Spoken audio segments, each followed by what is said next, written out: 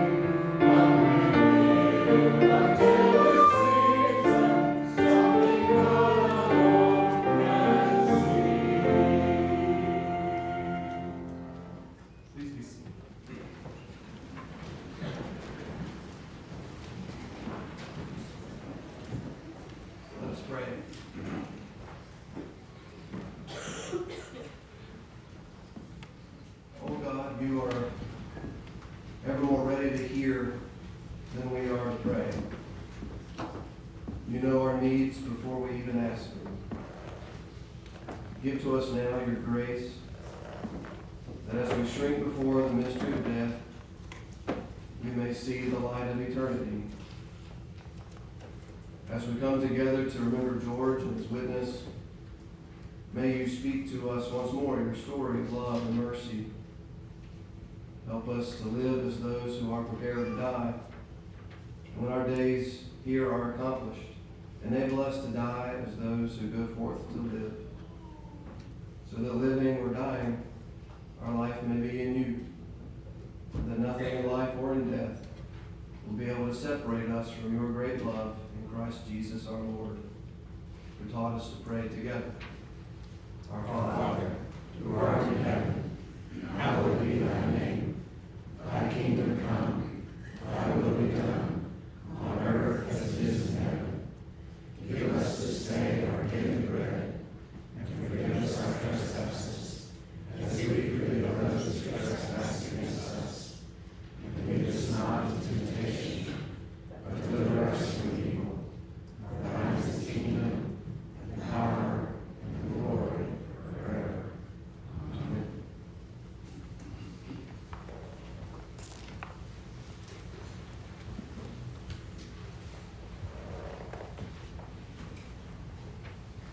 Hear these words from the first chapter of Paul's letter to the Colossians.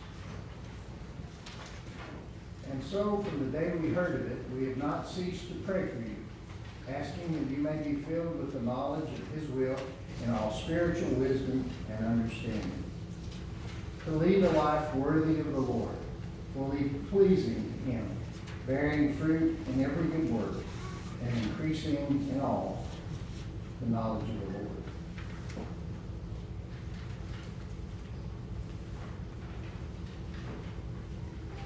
And these words from 2 Corinthians chapter 4.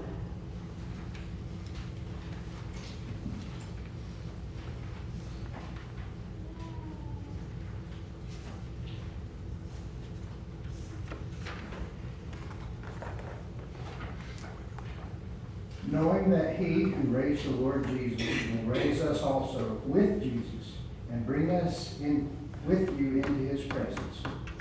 For it is all for your sake, so that as grace extends to more and more people, it may also increase thanksgiving to the glory of God. So we do not lose heart. Though our outer nature is wasting away, our inner nature is being renewed every day.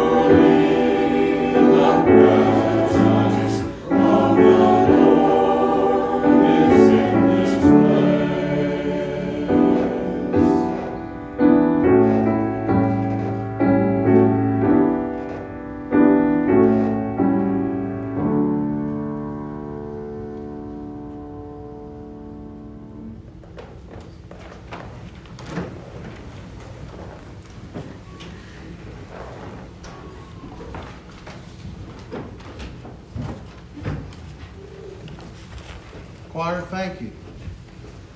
Good afternoon, folks, family and friends. Truly, that was one of George's favorite songs. Good to hear. It made me think of many when we heard that song. Well, good afternoon. My name is Tom Frazier, and I'm here today to represent the Wesley alumni that are truly senior citizens. Ellen and I have been talking about this service for some time now, and each time Ellen and I talked about it, I said, Ellen, I'd like to go last. But Ellen, being much smarter than me, decided that I needed to go first. The reason she decided I needed to go first is that she knows the group that I represent will be long asleep before the rest of the folks get done talking. So she wanted to give us a chance to at least remember what we were talking about. The generation that I represent, friends, on the whole, on the average, has known George and this family for over 50 years. So much has changed during that time. It's amazing how this campus has changed, this church has changed, our world. And for us, even our definitions have started to change. Now, the group I represent, George often referred to us as the group he could depend on. But now, as we've grown older, even the word depend takes on a different So I'm not exactly sure what George was referring to. For me personally, my journey with George does date back about 50 years.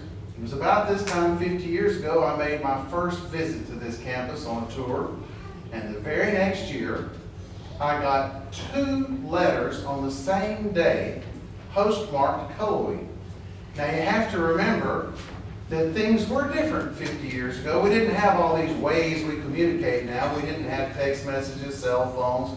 Getting a letter was important. Now I grew up in a little town 135 miles from here called Claremont. And to get these letters was special, and also since they were postmarked Cullowhee.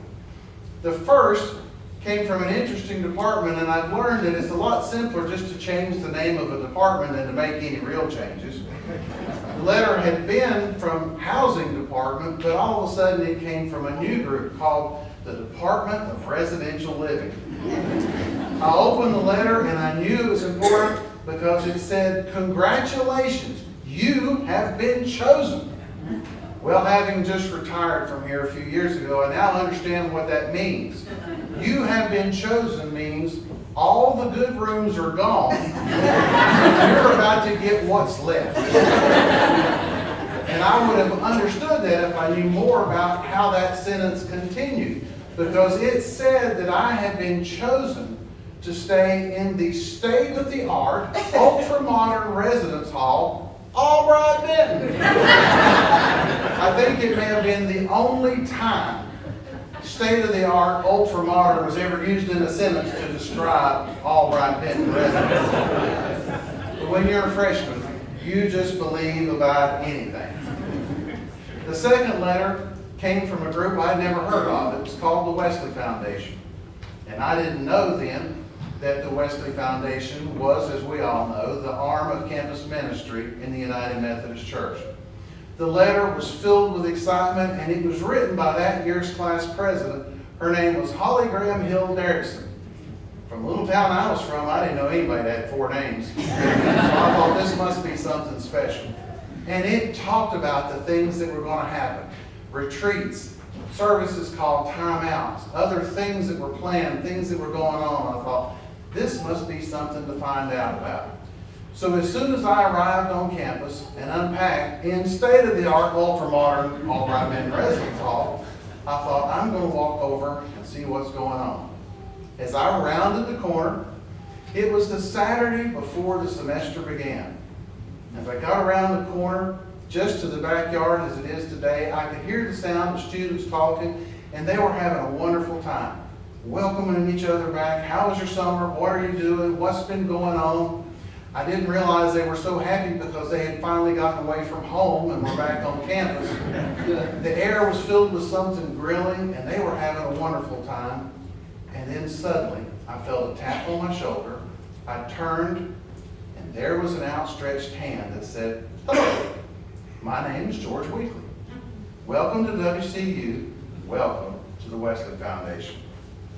Well, that moment was several thousand handshakes ago, and I had no idea how it would change my life. And that was the first time that from that point on, I would think of the man we celebrate today, George Weekley, as my minister. He made me feel at home, and at a time when you're a freshman and you're at a place you've never been before, suddenly I felt like it was good to be here, that Cullowhee was going to be a place that I wanted to be. You know, our friend that we got to know here, David Belcher, always said Cullowhee is a special slice of heaven. And one of those special parts was George Weekley. He took me around and introduced me to people that would and continue to be, from that time forward, my family. We have grown up together, married, raised our children, said goodbye to our parents, and are now watching our children grow up and have their own children and enjoy being grandparents. But through it all, one of the great joys we've had is sharing our lives with George and his family. They have been a blessing to us and continue to be. One of the things that I have noticed, we have moved and grown and are located all over the country. But if you ask one of us, we have preachers at our churches, but if you ask one of us who our minister is, probably to this day, we would say to a person, it's George Weekley. He has meant that much to each of us and will always be a minister to us. In fact, Ellen and I were also talking about, we wish we had kept count. We have no idea how many couples from Western and Wesley George married. I'd like to see a show of hands. Did George help or participate in your service? It is amazing.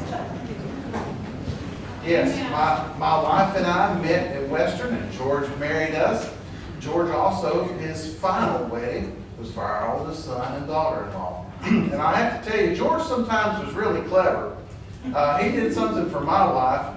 Right in the middle of the service, in one of the vows, I'm married to her forever and ever.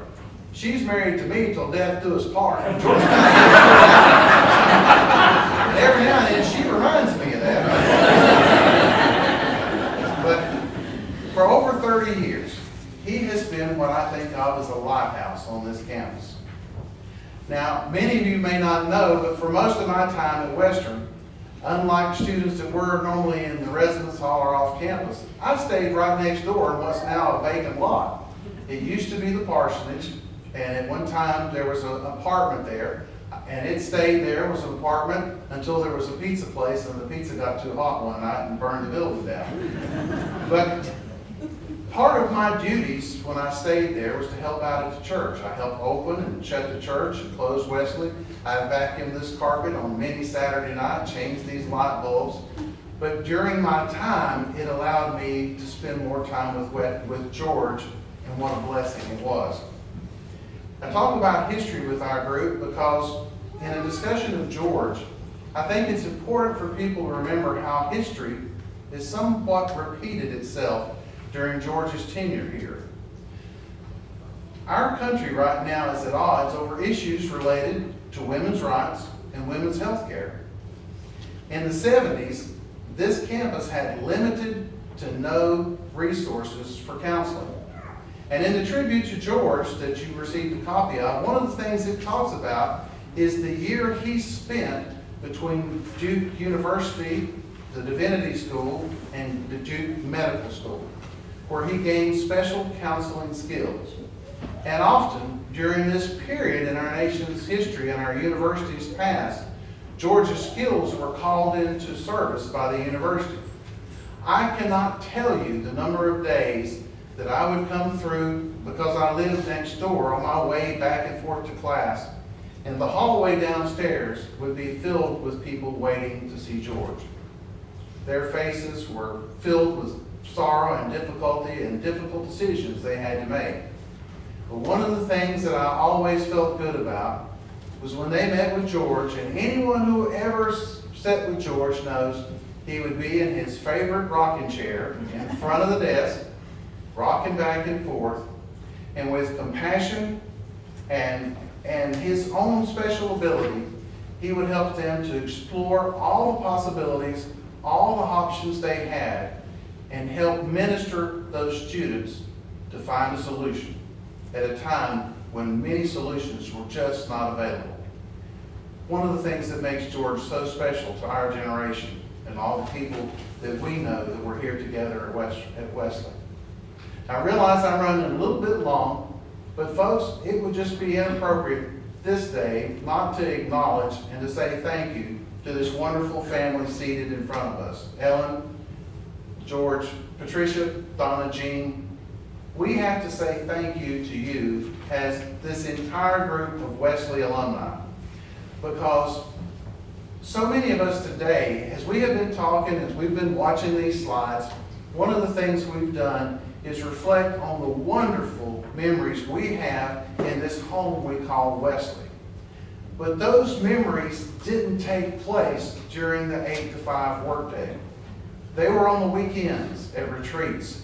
They were at nights at a service we called Time Out. They were at other things that never took place during the hours of 8 to 5.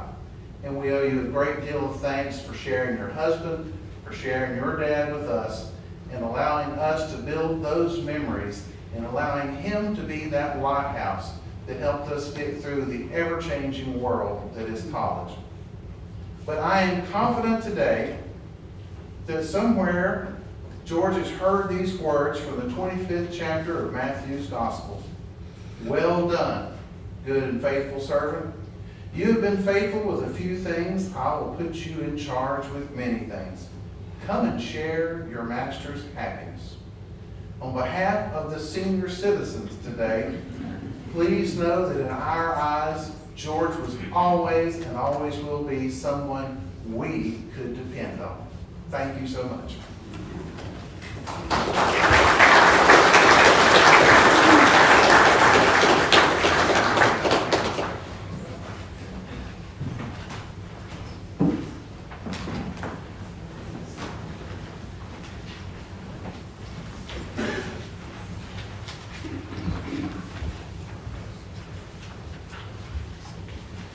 Good afternoon, everyone. My name is Lina Green. I was Lina Holbrook back in the day. And like Tommy, I worked for George, and I lived in that building when there was a bakery upstairs. And the woman who ran that bakery made the best cream cheese brownies to this day. Lynn and I were just discussing that we have not tasted any that were quite that good. I represent a group of people from the 80s, and I would start by saying that George Weekley has been what seems like a forever steady presence in so many lives. He provided us gentle yet guiding leadership, strong but overbearing ethics, and an endless love for God, Jesus, and the Holy Spirit. The kind of love that was a part of him every single day. It embodied what he did. It was simply who he was. But none of us would have been the recipient of that if it wasn't for you all. You shared with him, and he answered his call to be a minister, and you allowed him to do that for these many years. And by supporting George in that ministry, you supported all of us, and we are eternally thankful. A heart is what the Tin Man said that he wanted most of all. And the Wizard of Oz told him that a heart is not judged by how much you love, but how much you are loved by others. The lesson for the Tin Man was this: having a heart is not about you. It's about the other people and how you treat them, what you teach them, how you see them. And George Weekley truly knew what it meant to live with and have that kind of heart. Tomorrow will mark 26 years or so since I had the honor to speak about George at Western North Carolina's United Methodist Conference at Lake Junaluska. Growing up in the Methodist tradition, I know that ministers moved a lot more frequently than George did. And while they had asked me to speak about the impact that the Wesley Foundation had on my life, I could not put those words together without them being about George Weekley. Because for all of us, we cannot separate George from our experience at the Wesley Foundation, Western Carolina University, Cullowhee United Methodist Church, Sylva, North Carolina, or even Jackson County. It is like George was the mayor or the county executive or something. And that night, I shared what I believed about campus ministry and that I thought and hoped that had meant to every person as much as it meant to me. I shared that George was so capable of communicating with college students, and that he would always be, that their campus ministers would always be remembered the way I remembered George. Except I hoped that other campus ministers were more punctual. Always fashionably late. George would always come rushing in to take on the day's activities that needed to be completed.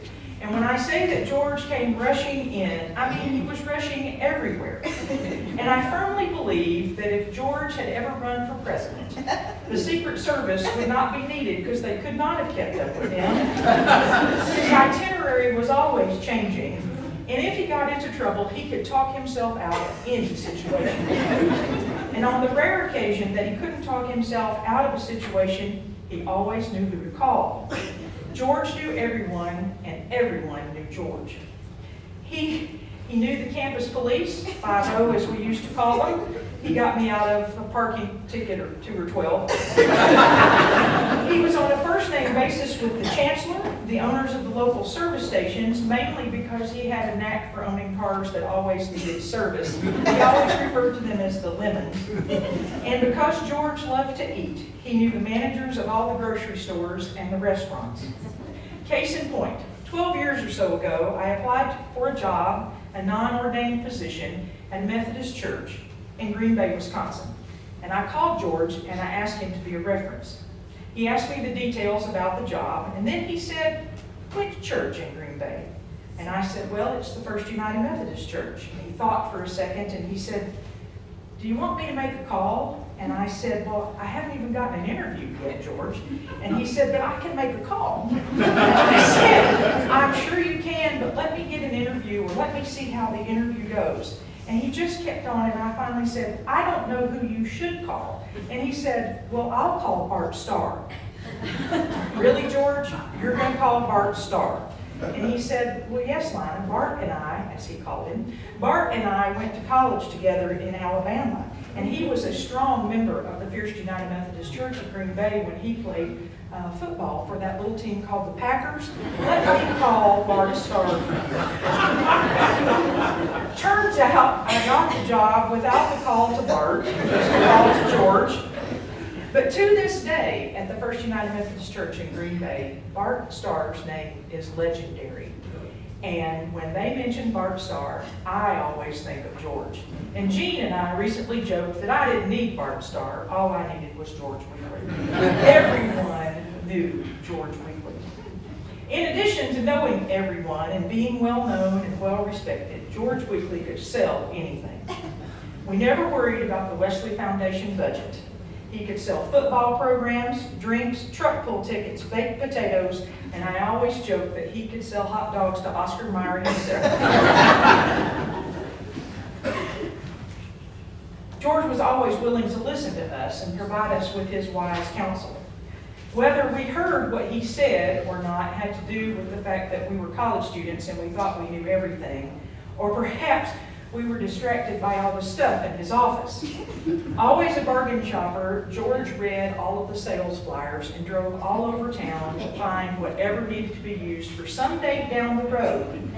And he stored it all in his office. In addition to the things that needed to be used someday down the road, he had stacks and stacks and piles of newspapers and magazines that were so out of date. And he had one magic file cabinet that was full of flashlights, some without batteries, some that perhaps the batteries were dead, but also in that magic vertical file cabinet were maps. So many maps. So many maps that I wasn't sure he had been to all of those places, or if he had, it had been many years before and the maps were obsolete. And his map collection also contains some topographical maps. You know, the ones that have elevations of hills and valleys and streams and such, but no roads. And he once sent Katie Odell and I out to find a cabin for a retreat with a topographical map. George was always welcoming. He greeted each of us with a wonderful smile and a strong handshake or hug. And George was fun. He played ping pong and volleyball and wiffle ball. He liked to golf. I don't know that he was a very good golfer, but he liked to golf. He went bowling with us on occasion. He would appear at dances with Jean in tow. She was about 8 to 10 years old during that time. And he was always up for a meal with us. You know, George really liked to eat, in case I didn't mention that earlier. He went hiking. He went on picnics to Water Rock Knob. He played an occasional card or board game. He scandalously served us wine on retreats and communion.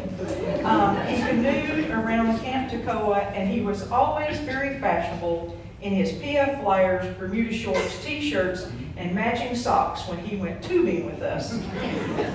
But he was leading us during that time by example. He was showing us that we were never going to be too old to jump right into whatever was going on around us.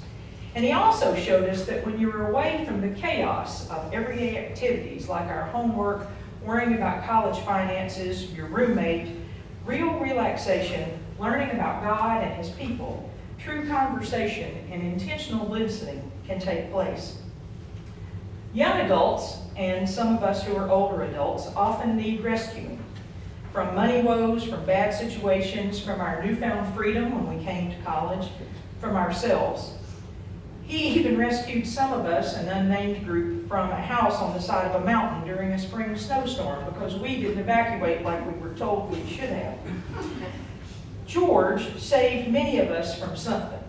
Either he paid attention to us when no one else seemed to, he helped with financial situations by actually writing a check. He helped us figure out what to do, and he did that with those amazing counseling skills by not telling you what you should do, but helping you walk through the process. He counseled us as individuals, as couples, as roommates, as groups. He helped us to build these friendships that we've enjoyed renewing today. His nature allowed him to ask the hard questions. He helped us to learn to forgive and move on. Even in our lives after Western Carolina University, we still call George with good news, with bad news, or just to check in. And seeing him and Ellen was an important part of any trip to Western North Carolina.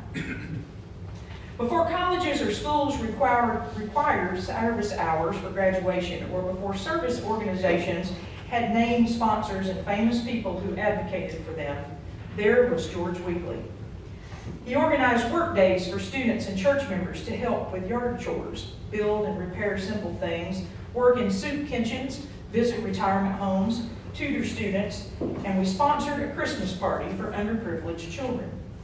And while the party for the children was lots of fun, the most impactful part of the event was where we, the students, took the children home after the party was over. Most of us were not aware of the conditions that those children lived in, but in returning them to their homes, we became truly aware that everyone was not afforded the same advantages in life. It was a teachable moment that George set quietly into place. We learned that all people do not have the same chances, that people fall on hard times. We learned that it is our responsibility to help, and he showed us that life is full of difficult choices, and those choices affect more than just the person making the decision. George didn't just know and love us as students, he knew and loved our families.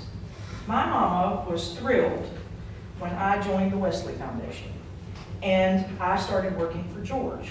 She knew George would take care of her baby. She considered George and Ellen to be friends and guardians, and because George was the preacher, as my mama called him, that meant that he was the person who would save my very soul while I was in college. My family still lives in rural Yadkin County, and George often went to meetings in Greensboro, which was sort of in the direction of where my mom lived, but not really. But at one of those meetings on his way home, he stopped by to see my mother. It wasn't like she lived right off of I-40. It was easily 45 miles one way for him to stop and see her. He really just wanted to tell her everything was going okay, because my mom lived alone, to check on her. So George, dressed in his blue suit, drives up to the driveway and knocks on my mama's door. And she opened the door to the preacher that she's not expecting, wearing a dark suit. And she almost passed out. She was sure something had happened to me and that George had driven 3.5 hours one way to tell her in person. Once she picked herself up off the floor, or forgive me for this phrase, changed her pants, as she said, they had a nice visit with coffee and pound cake. Until the day my mama passed, she joked about the time George came to visit. And then she went on to comment and say, George was a good preacher. Yes, Mama, George was a good preacher. In a world that is desperate for role models, a world that needs people who live and teach by example, not by wealth or the amount of likes they get, in a world where we have to give everything a superlative that is better than the last one, magnificent, exceptional, fantastic, amazing, we have lost sight of the word good. George was good, and good is the epitome of wholesome. Good connotates admirable and virtuous. Good is used to enhance words like values, nutrition, influences, manners. All things we consider important.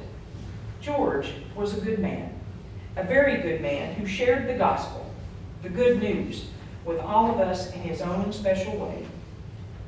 While he can be described as all of those other adjectives and accolades, good is the one I choose to remember him by. And I think I choose the word good because George was a pastor.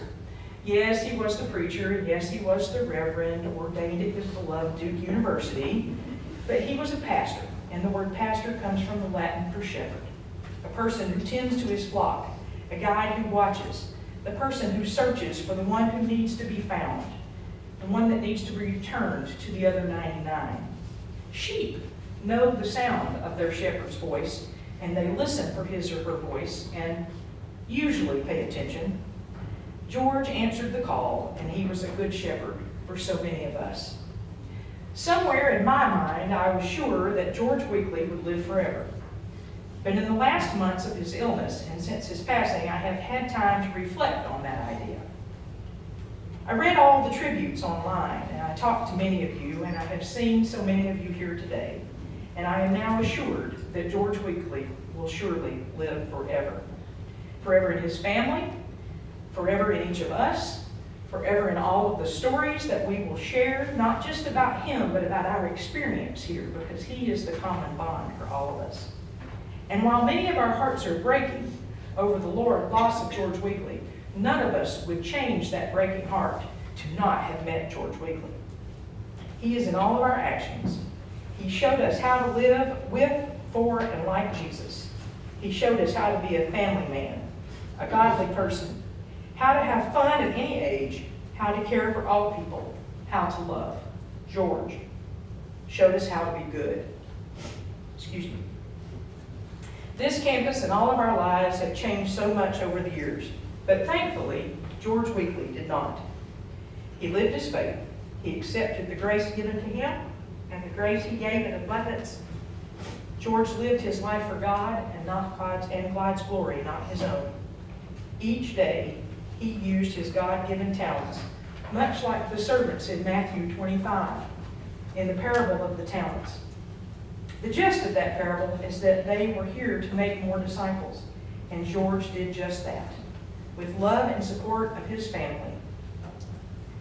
We all know that he heard on April 17th these words from verse 21. "Well done, good and faithful servant. You have been faithful with a few things. I will put you in charge of many things. Come and share the Lord's joy."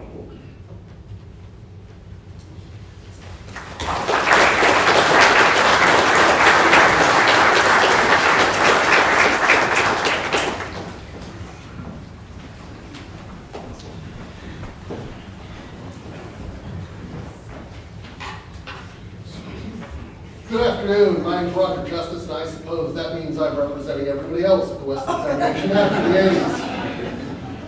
Following Lina and Tommy, I now know how it felt to follow Abraham Lincoln at the Gettysburg Address, and I'm not sure that any words I'm going to say here today come close to what they've said about George, but I'm going to try.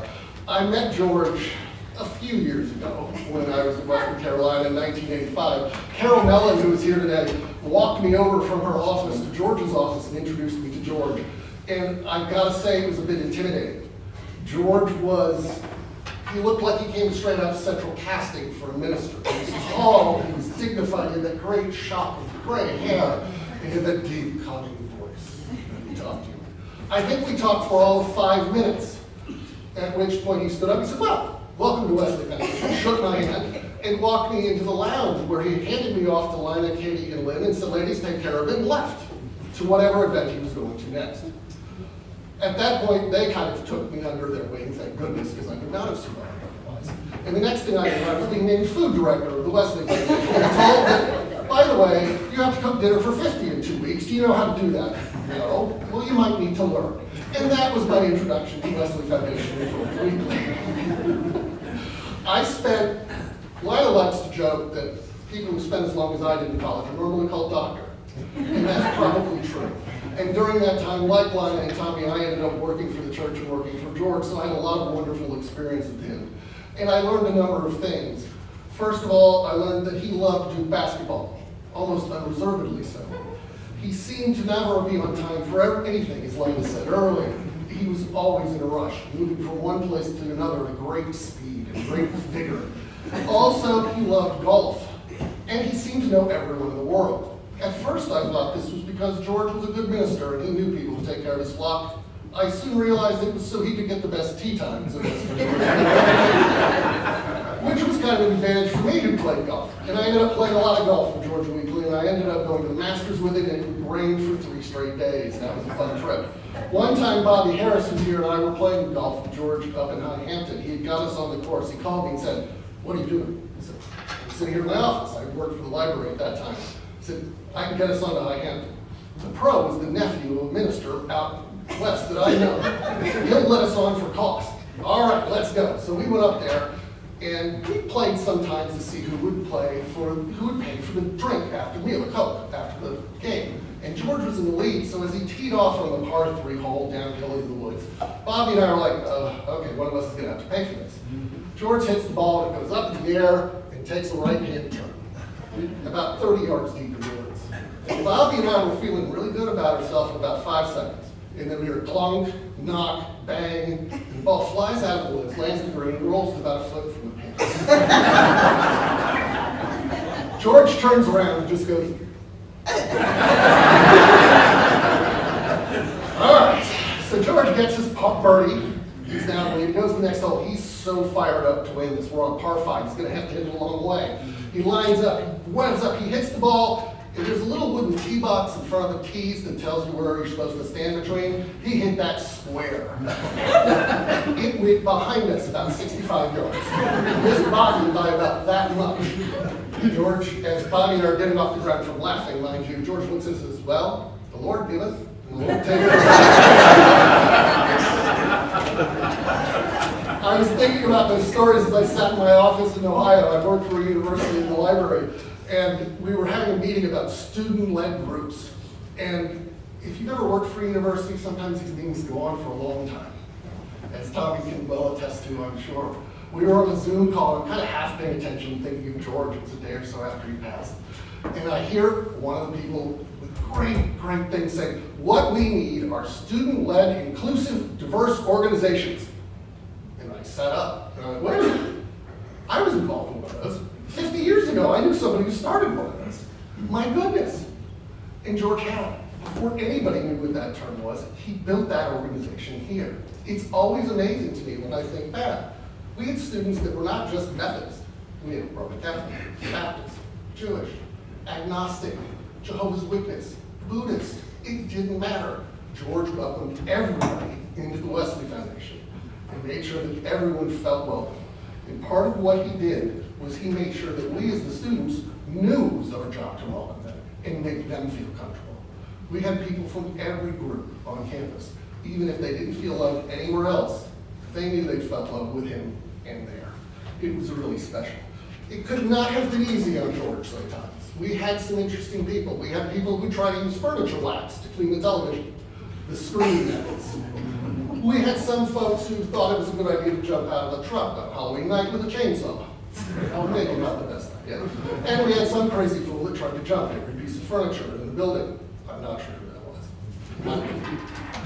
But George said everybody was welcome. He helped us understand that our role there was to help everybody else to get to where they were going, get to their dreams, what they wanted out of school, and to make everybody feel comfortable. I used to joke with George that he had the most non-religious religious group on campus when we were there. And sometimes I felt badly that the fact that we were really more interested in going to movies and playing intramural sports than we were, say, making a church choir. But that was part of the brilliance of George. He knew how to let a student group lead itself and where it wanted to go. He let them lead it there. And it may have been different than where other groups went, but that still was a good thing. It was what the students wanted. He had a gift for placing the students in a position to lead in the perfect spot for them. It was interesting, we used to elect officers every year, and it was always amazing to me as I was a freshman, sophomore, and junior, how does everybody end up in the right spot? And then when I became a senior and I was kind of assistant director, I realized George was taking the votes by himself into his office and counting them. He was always behind a closed and locked door, and I'm sure he made gentle corrections as need be while he was happening. He allowed to lead ourselves to the point that sometimes we got in trouble. And Terry Singleton's here, and I'm going to tell a story that he and I know. We were the president and vice president, and it was midterms, and we were burned out, and we wanted to get away. His family has a cabin up in the woods, so he said, we're going to go up there and get away for the weekend. However, it was Wesley movie night. And we grabbed one of the freshmen, and we said, can you run the movie night? And he's like, oh yeah, I got this, guys. Take off. We get back, we had a great weekend. And we get a note, George is waiting for you. Okay. Call George, I'll be there in a few minutes. I'll talk to you when I get there. Terry and I are like, oh, okay. George shows up to go to his office, and apparently our freshman friend had decided the movie this evening would be The Nightmare on Elm Street and Friday the 13th doubleheader. Which was in the middle of slaughtering whoever they do in that movie when the rather formidable church secretary Louis Sutton walked in there and called George Lerdo to let him know what was going on. George's message to us is clear. You should not just lead by, yeah, you need to take care of this. You need to know what you're doing, what you're doing. It was a gentle correction. It was the way he ran things, and it was wonderful. It's amazing that I did corporate IT for over 35 years. I managed over 50 people at a time, and I learned more from the lessons George Weekley taught me here than I ever did in any leadership conference, leadership book, or anything else like that. George was the one who taught me how to lead. It's just insane. It was interesting that this student-led group that this person was talking about on this call had been here the whole time. It was 50 years old. I mean, George came here in 1966, and he built this to do that. Every now and then, even now, years after I left WCU, I reflect on the lessons he taught me here. Once I became assistant director, we had an opportunity to travel and do things together because, as Tommy noted, we don't know how many weddings he did. But I know between about 1990 to 95, I did a lot of it with him, helping him out, and gosh, we drove all over the state. And I learned a lot about George and how wise he was. We had one event, though, where we had some friends who were in a terrible car accident. Got in the car, drove across the state to see them. It was probably 9 to 10 hours in the car, all day in July heat. And as Lana mentioned, his cars weren't in the best of shape always, and sometimes the air conditioning didn't work, we'll just say. So it was a long, long trip across the country. They weren't in great shape, but we drove all the way across, and we ended up spending about 10 minutes of leaving. And I was just, on the way home, I'm sitting there thinking, why did we drive all the way across to spend 10 minutes? And my gosh. And I asked George, I said, why didn't we stay longer? And he kind of quietly said, well, we didn't stay longer because it wasn't our job. Our job was to show that we were there, we cared for them, we loved and supported them. And now that we've done that, our job is to get out of the way and let they and their family heal. It was an interesting lesson. What I keep thinking about, it took me so long to really understand the centrality of that is, it's not about us to be the center. It's not about you to be the center of attention. Even if you run a Wesley Foundation, even if you run a school, whatever you do, it's how you serve others that's important. And that was the message from George. And I think that's the message from George that I will take for me all time. Those lessons stick with me, and I'm sure they do with you. While I will miss my friend, my mentor, and the person who, other than my father, he's my second father, I always say that, is these lessons have stuck with me. I know that George gave me everything I need to go on and how I can try to do from there. It's interesting that the last song today is Pass It On, which was one of his favorites that we always sang during any retreat that we ever did. It's the end song. And I think that's the message. At the end of this, George's message to me, and maybe you too, is that take the lessons I've given you, pass them on to the next generation, pass them on to your kids, your friends, your family. Then we can all be a better world as a result. Thank you very much. Thank you, family, for listening.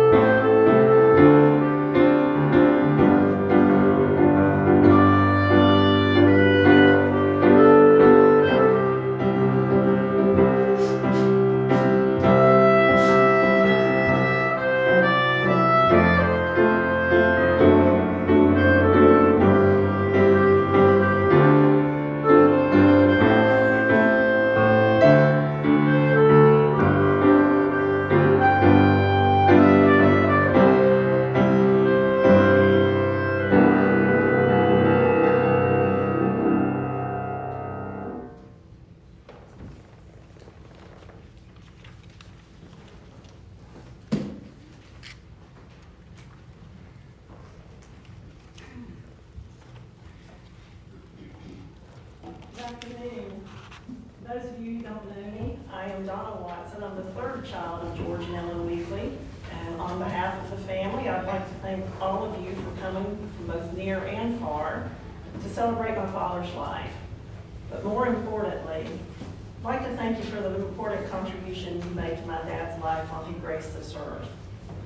Often a parent serving in ministry can return home to his family drained and exhausted.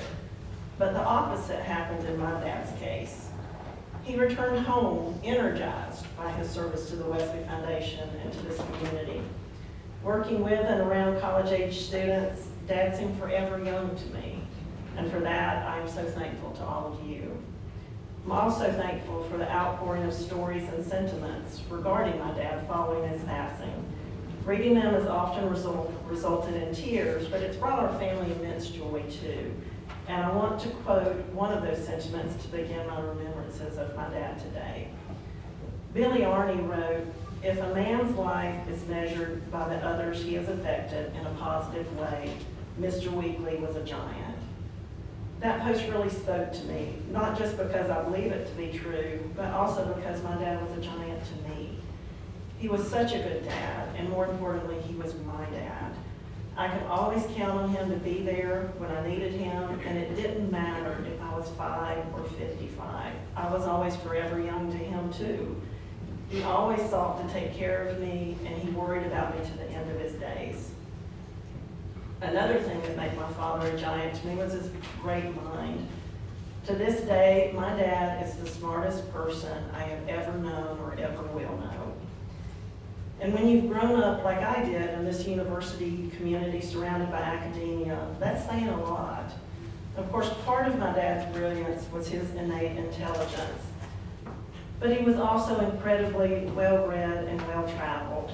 He liked to read the daily newspaper from front to back, but he enjoyed reading a wide range of other publications too. He read Sports Illustrated, Time, National Geographic, anything and everything he could get his hands on. And I credit him and my Aunt Betsy for my love of reading and the written word. I also credit both of my parents with my love of traveling. Dad has visited beautiful places all over this world, and he would never pass up any opportunity presented to him. My mom often shares this analogy of the different types of people it takes to accomplish a great task like going to the moon. She says a voyage to the moon starts with a person who looks up at the moon and asks, "Can we go there?" And then you need someone who will respond, "Well, yes, we can." And then that person develops the plan on how you get there. Then you need the person that will take those plans and build a spaceship that can get you to the moon. And finally, you need the person that would jump in the spaceship and fearlessly fly to the moon. And she always follows that statement with, "You know, that's your dad." He would get in that and off to the moon he would go.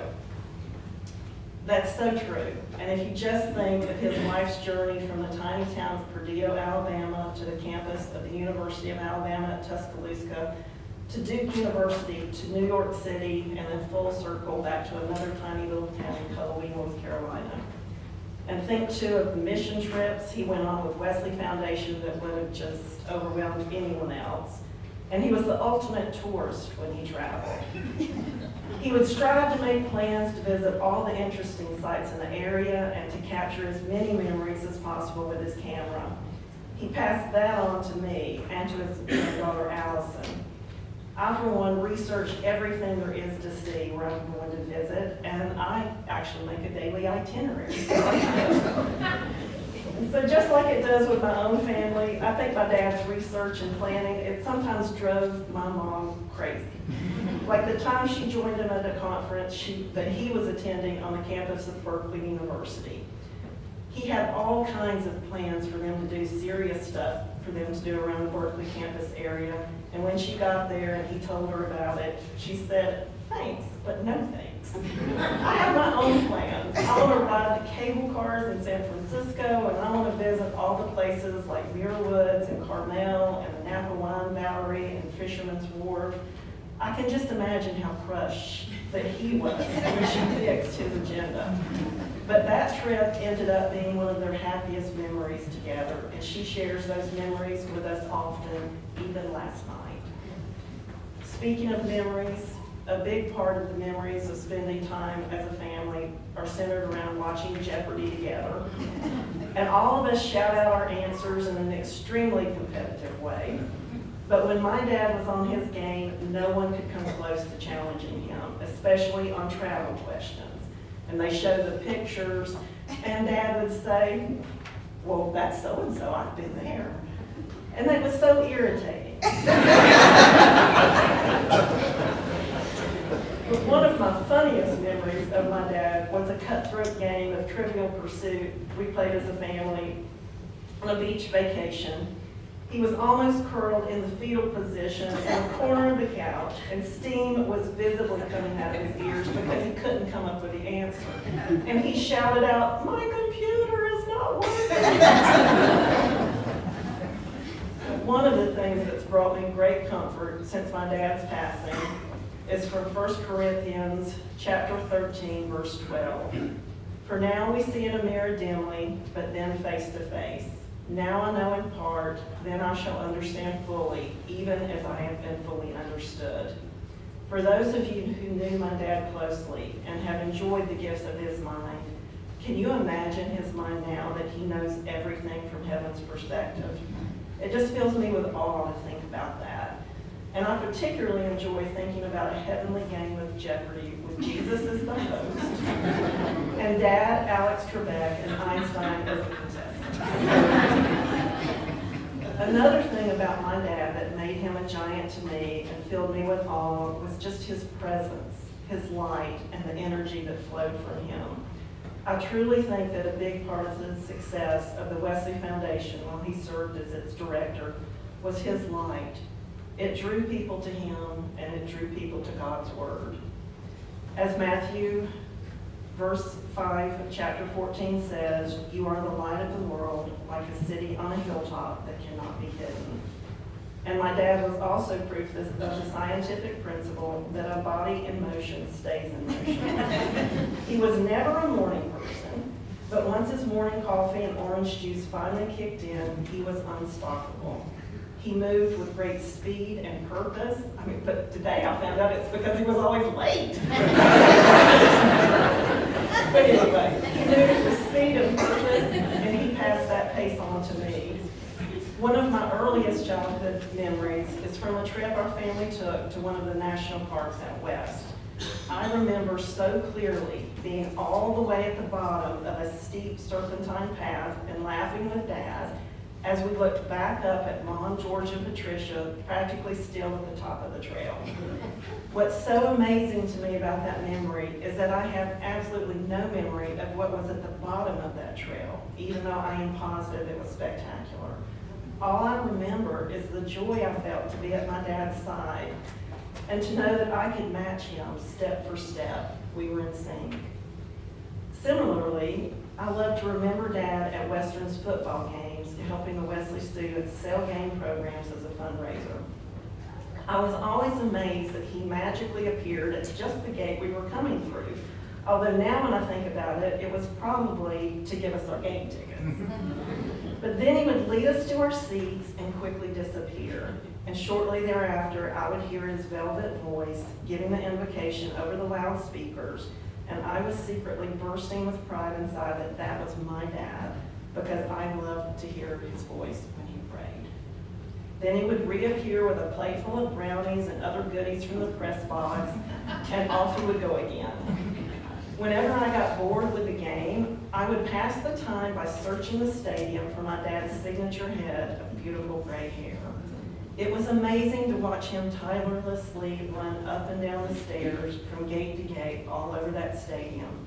And it was even more amazing to me how I could always find him. As I said earlier, he was a light that could not be hidden. The reason I wanted to share memories about my dad's love of travel and the speed and pace that he moved through his life is that during the last few years of his life, he was not able to enjoy his love of travel. And he moved at a little slower pace, often with either a cane or a walker. So I am leaning heavily and happily on the promises from Isaiah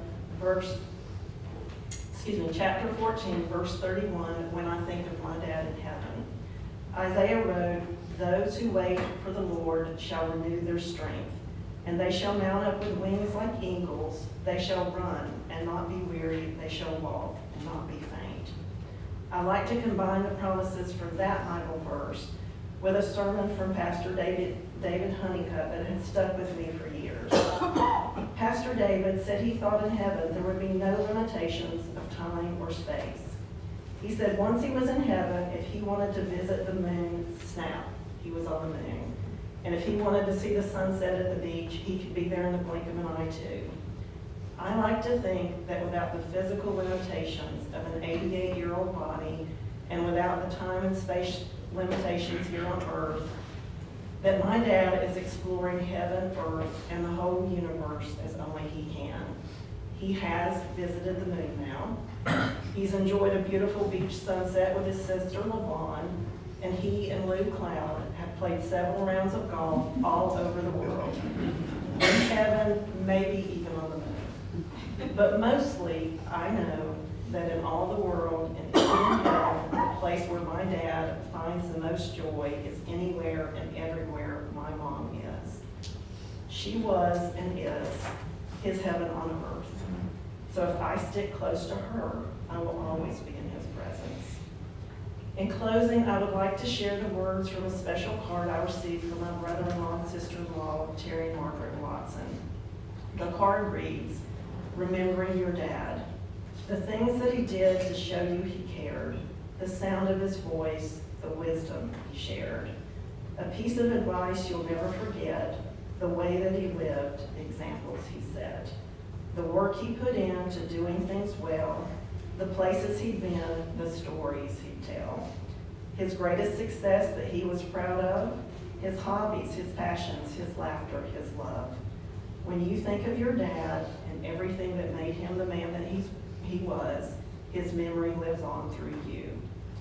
That card beautifully captures for me all the things that made my dad so special to me, a true giant with a light that will never be extinguished. Thank you again for being here today.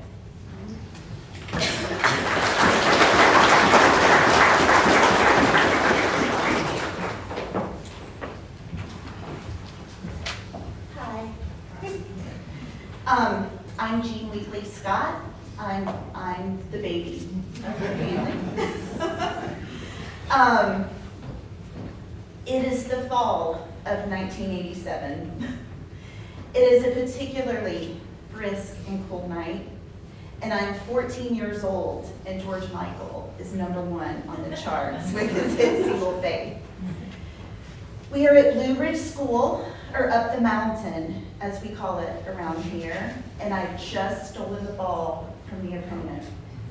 I'm suddenly realizing that I have a straight shot to the basket, and all I need to do is get there. Dribbling was never my strong suit, and dribbling and running at the same time was definitely above my skill set. But I suddenly hear my dad's voice from the stands. "Run, Jean, the layup is yours." I take off valiantly, as though I am in a scene from Hoosiers, as the clock is ticking down and the game is on the line. Dribble, step, and then the basket is upon me, and I completely biff it. I not only perform the most terrible layup in history, the ball aggressively flies back and hits me directly in the face. And I hear the crowd unanimously gasp, and the clock elapsed, and we lost. I hang my head and I go to the locker room, and I was so pleased when our coach allowed us to ride back with our parents. But I also wondered how Dad would react to that embarrassing layup and ultimate loss of the game. We get in his car to head down the mountain, and he breaks the silence. And he says, "Jean, I want to talk to you about that layup." And I became a little bit defensive, and I say, Dad, I know you don't have to remind me how incredibly embarrassing that was. To my dismay, he says, no, Jean, I wanted to comment on how passionately and assertively you performed that layup. I have always told you that if you are going to commit to something, you have to fully commit to it, even if it flies back and hits you directly in the face. We began to laugh, and he said, now let's listen to some George Michael. And we drove down the mountain. You see, that was my dad. Sorry. The ever so wise voice of reason.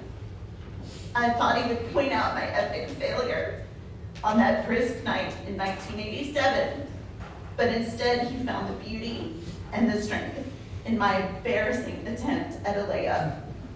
He never shamed me or left me feeling less than, and in fact sometimes bolstered me with such confidence that I thought I could do anything. And as I look around the church today, I see so many familiar and loving faces of people that my dad helped through some of the most difficult times of their lives. It brings me such joy and inspiration to know that my dad blessed the lives of so many people. I have even tried to carry on his legacy by becoming a professional helper myself. You probably can't tell with my emotional state, but I'm actually a psychologist. My legacy was unescapable because I channel my father in so many ways. And I'm gonna just go off script just for a second because listening to his lack of punctuality just made me laugh so much because I am always so late to everything. People sometimes ask me, when did you know you wanted to be a psychologist? And I answer that I always knew, because it was just who I am as a person, and I owe that so much to my dad. There are 3 additional parts of my dad that I must address. First, there just isn't a speech that can be said about Dad that doesn't mention Duke basketball, Alabama football, or sports in general. He lived for Duke basketball and brought me along in his love for Duke. We would watch games and analyze plays. Back in the day, we taped games and the VHS tapes were neatly stacked in a pile next to the TV for our viewing pleasure.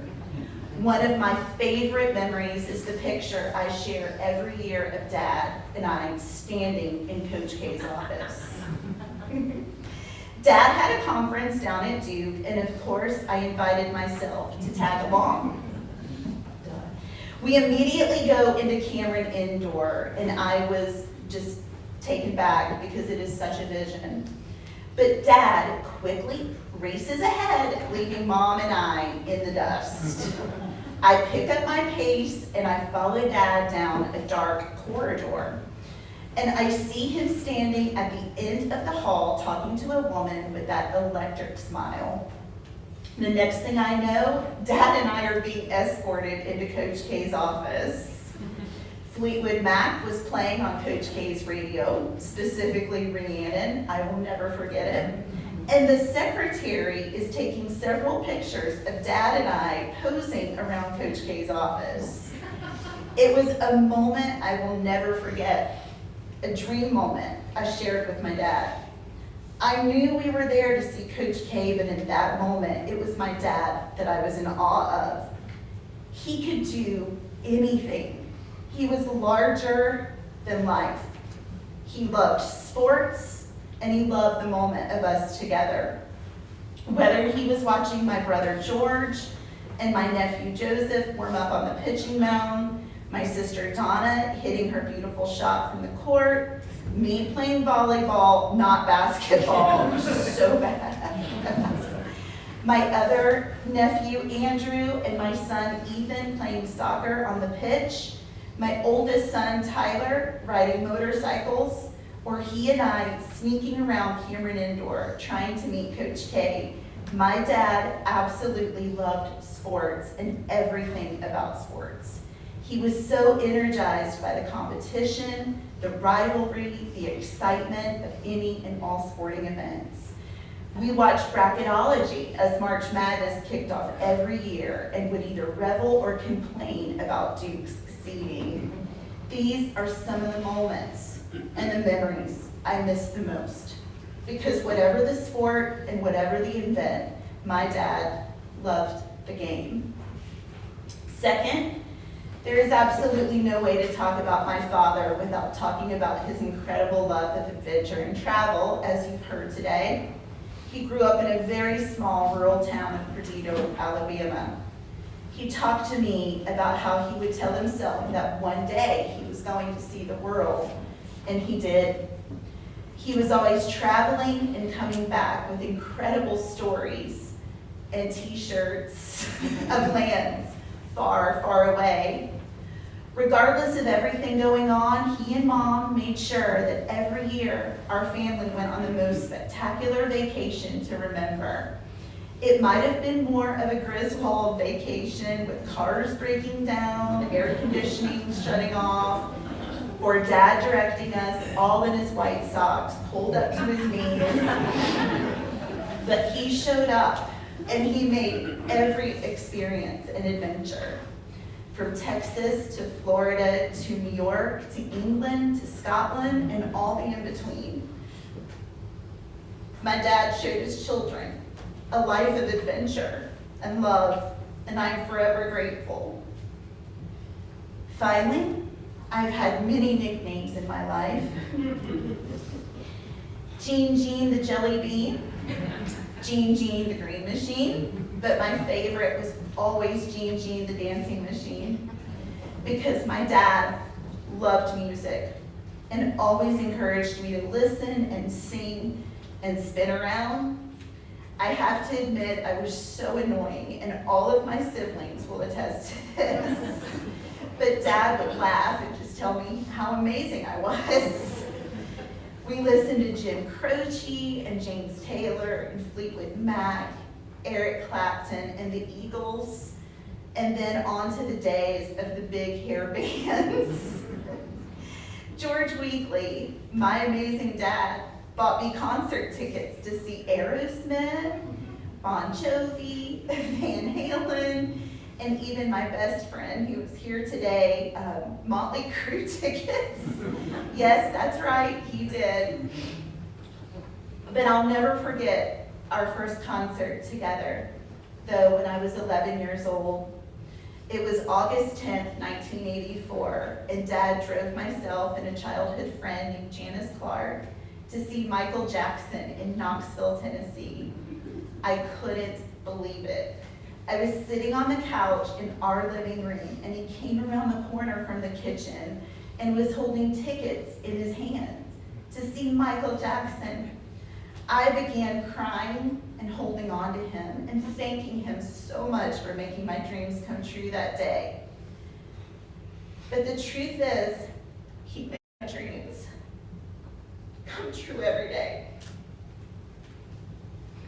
In closing, as I look around this beautiful church, and I see all of the faces of the people that have shown up to honor my father, it is immensely obvious that my dad was extremely loved, and I know that myself and my family are so grateful and touched by this outpouring of love. The last few weeks without Dad have been immensely difficult,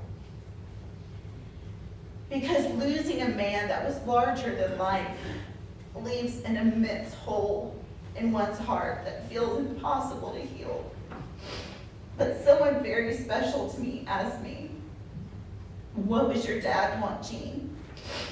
And I could honestly say that it brought me some comfort to think of him in heaven, watching the Atlanta Braves baseball game, reminding me that I can do this, that he wouldn't want me to be so incredibly sad and heartbroken. He would want me to think of him and smile and not cry. I'm not quite there yet, as I know many of you aren't. But I do know that Dad would want the best for all of us, because that's who he was. My hero and my protector and my fellow traveler and my Duke fan, my concert buddy, my larger-than-life father. It is so incredibly true that grief is the price that we pay for love, because my dad was so loved. Thank you all.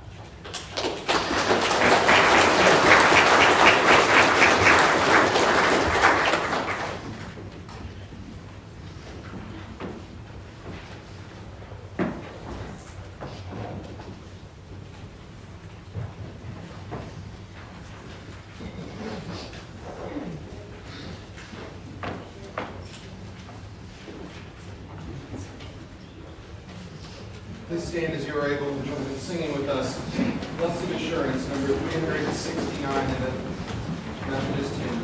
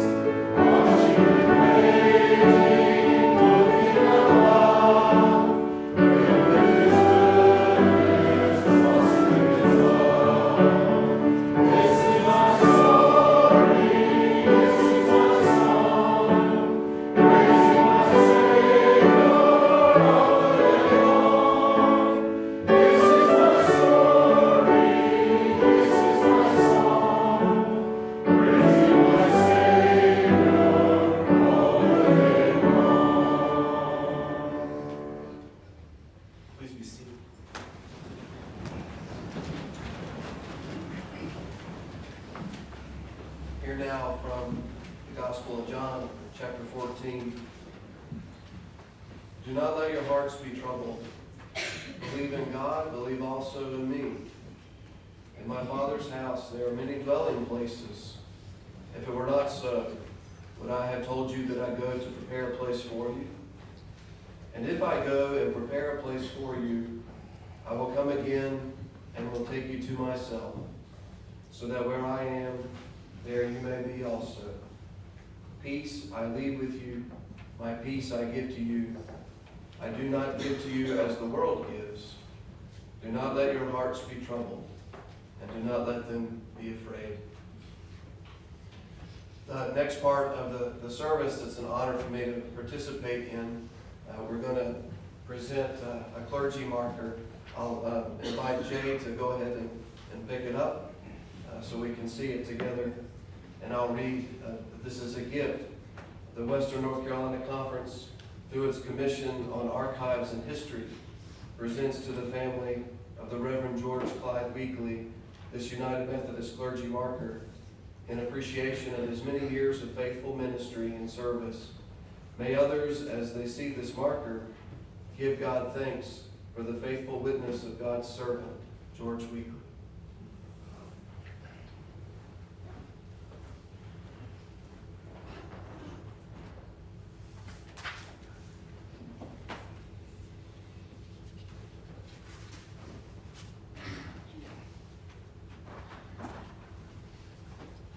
Let us pray. Eternal God, we praise you for the great company of all those who have finished their course in faith and now rest from their labor.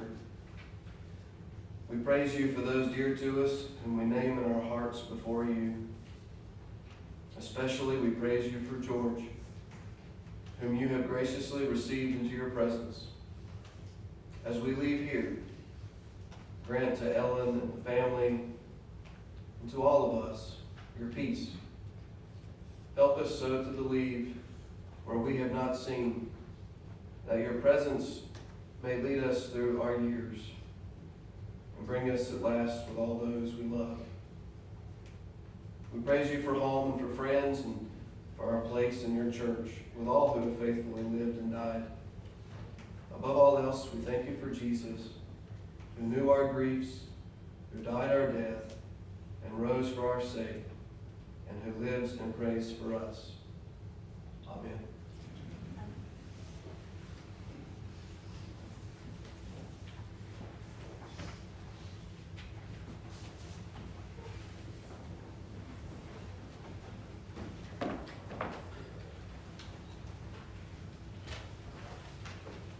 Please stand as you are able and join in singing with us. Number 572 in the hymnal, Pass It On.